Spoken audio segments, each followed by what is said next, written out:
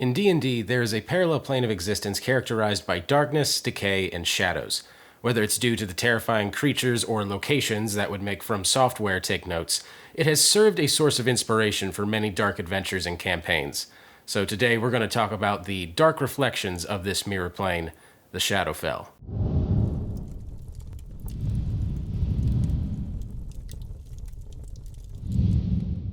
The Shadowfell is not a proper plane amid the astral plane, but rather it's one of the mirror planes of the prime material plane, to us the normal world, that exists as a parallel plane alongside it. This makes it more or less the evil version of the Feywild with its positive energy that also hugs tightly to the material world.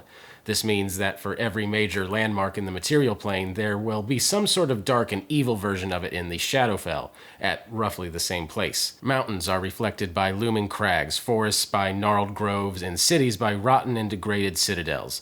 The landscape itself is morphic and literally shifts to be as ominous and evil as possible, bleached of color and incredibly dark. The primary way mortals reach the Shadowfell Demiplane is through passages called shadow crossings. As the Shadowfell is so closely tied to the material plane, the planes often briefly overlap and freely allow travel between them. You'll find these in particularly dark and dreary locations rife with necrotic energy, like graveyards, the creepy corners of basements, or anywhere that light and joy rarely reach. So for many of us, I suppose work could be on that list. Many of these crossings are permanent, and a deep cavern within the Underdark is a good place to find them.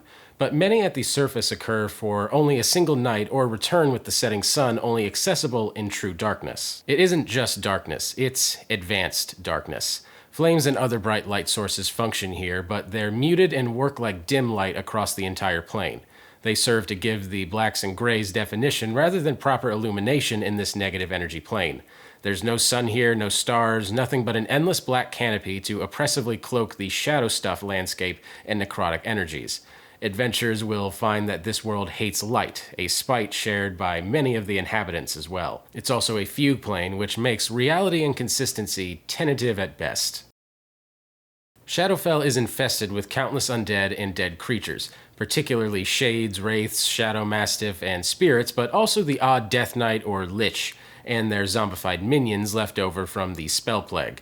Shadow dragons loom from the mountaintops, and fiends lurk in the deepest dungeons. Material plane creatures sometimes wander in as well through the shadow crossings and manage to survive the evil creatures there. Owlbears, umber hulks, wolves, and basilisks can all be found hunting the Shadowlands. Over many generations, these creatures have become saturated with the negative energy of the plane, becoming a form of undead called dark creatures, beings bleached of color and gifted with dark powers. Mortals also call the Shadow Plane home, though they do have to become dark creatures one with the plane. They are called shades, though technically we haven't seen them pop up yet in 5th edition, but in previous editions these shadow people haunted the twisted Shadowfell streets. With a soulless lack of emotions, pointy teeth, and shadow powers, they straddled the line between monster and mortal inhabitant. In some editions you had to do some specific nasty rituals to absorb shadow powers and become a shade, and in some, just living in the Shadowfell long enough did the trick.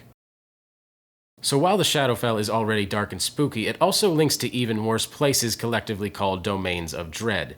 These are nightmarescapes, or the domains of powerful evil entities who are usually trapped in the hells of their own design with their own lore. The most famous of these that you've more than likely heard about is the Castle Ravenloft, ruled by the vampire Count Strahd. Domains of dread can open up all over the place, but the Shadowfell is essentially next door, and most of the permanent passages to numerous domains of dread lie somewhere in the plane of shadow. Since I mentioned locations earlier, it's probably best to go over a few of those. The Shadowfell Demiplane is highly morphic, which means the landscape is going to shift and change a bit every time you turn your head. The locations that stick are reflections of material plane places and cities. Every city back in the material plane has a dark and twisted version here with their own shadowy population and potential quests and conflicts. We haven't actually visited most of them in 5th edition yet, so they're all blank evil canvases for you to work with. The vast swamp back in the Forgotten Realms has a notable mirror version here called the Shadow Swamp, containing a mysterious form at the bottom of a magical trench called the Black Rift. There's also a shadow keep called the Shadow Citadel at its heart, just waiting for some evil rituals. The vast swamp is already dangerous enough, but with the interplay into an even darker and more mysterious shadow version, it makes for prime adventuring real estate. That's free real estate. The Shadowfell is also a favorite home to the goddess of death herself, the Raven Queen. Not quite the one from Critical Role, but hey. She keeps a castle here called the Fortress of Memories, filled with the memories and soul fragments taken from dead gods. She's also said to keep a divine realm here called Letherna, a dark ice fortress surrounded by a frozen wood. If you're looking for a location that's a bit more structured, take a dig through Thunderspire Labyrinth from back in 4th edition by Mike Merles. It's not 5th edition, but there's a ton of Shadowfell D&D lore to mine content from there. So your party has slipped down a particularly dark void and popped out into the Shadowfell. What next? Well, thankfully, we get a bit of mechanical impact found in the Dungeon Master's Guide called Shadowfell Despair. I'm sorry, players. Shadowfell Despair is an optional rule that they suggest you run if you want to emphasize just how creepy and unnerving the Shadowfell should be and the negative extreme emotions they'll be bombarded with. Once a day, either whenever you feel a situation is especially unnerving or at a set time, have each player, that's not native to the Shadowfell, make a DC 10 Wisdom saving throw. On a failed save, have them roll a d6 and use the table up on screen.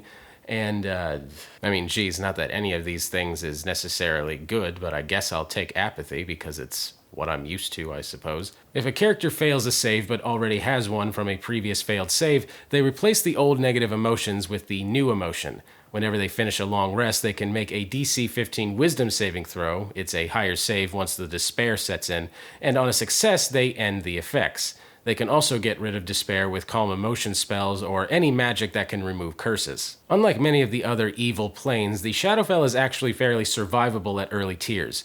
Not that you couldn't pull a few shadow dragons out to challenge a high-level party, but the inherent despair effect is passable by low hit point characters, and there's nothing intrinsically lethal about it, unlike, say, Hell or the elemental chaos of the Plane of Fire, or even the Underdark with its dark elves. If your party does have trouble, try giving them something that deals radiant damage, since half the things they'll fight here will be weak to it. When adventuring at Tier 1, this early, a stay in the Shadowfell should be brief and frightening, which is most of my experiences with it personally, is usually with characters between 1 and 5 levels. They should be huddled in dark corners as hordes of undead and terrifying shadow creatures narrowly miss their discovery and subsequent devouring. The dark creatures are an excellent resource for creatures to fight, as are typical low-level Underdark creatures like Dark Mantles or Shadow Mastiffs. For a quick and easy dark creature template, just apply this info to an existing creature from the monster manual and pump its challenge rating up by 1. Tier 2 is what honestly feels ideal for Shadowfell campaigns in a lot of ways. Not so low that you can't play around with all the fun evil creatures, but not so high that they aren't scared of anything. Still a bit low to be taking on the serious contenders of the plane, though. This is a good spot to fight a bunch of ghosts in the Shadowfell ruins, or maybe do a few quests for a suspiciously helpful shade, or even just a few random encounters as a prelude to entering a domain of dread. To make the Shadowfell encounters interesting at Tier 3, I'd recommend tying the adventures into a power struggle at one of the shadow cities like Chalcin or Evernight, or perhaps pit them against a particularly nasty Dark Wizard, Death Knight, or a Shadow Dragon. I've had particularly good luck narratively speaking with Death Knights. At this tier, the adventurers shouldn't be too worried about your average undead, and you'll have to start raising the stakes beyond just spooky things. At Tier 4, the Shadowfell monsters are actually a bit mild compared to what the players will be able to take on, unless they're clashing with the Raven Queen herself. Ironically, at Tier 4, I find the Shadowfell functions best as a normal staging ground and safe place to set against the real adventure taking place in an extremely nasty domain of dread, linked by stable shadow crossing to the Shadowfell. That doesn't sound like too bad of an idea to start a campaign with, actually. I might do that. The Shadowfell offers an array of captivating opportunities for dungeon masters and players. I have personally been a part of a few sessions as a player that involved the Shadowfell, which is a shocking coincidence if for no other reason than I DM 99% of the time. And one of the best parts about experiencing the Shadowfell in this way is that it has sort of become something I'm grimly aware of across multiple characters, which can add to their world weariness, to say the least. Thank you guys so much for watching. I really appreciate it. Be sure to like and subscribe because we put out new content like this all the time. Go see what we're up to over on skullsplitterdice.com. And if you plan on taking an adventure to the Shadowfell, or if that's something that has come up in a very memorable adventure or campaign of yours, I would love to hear all about it down in the comments. My name's Patrick Ferguson from Skullsplitter Dice. Thanks again for watching, and until next time, farewell.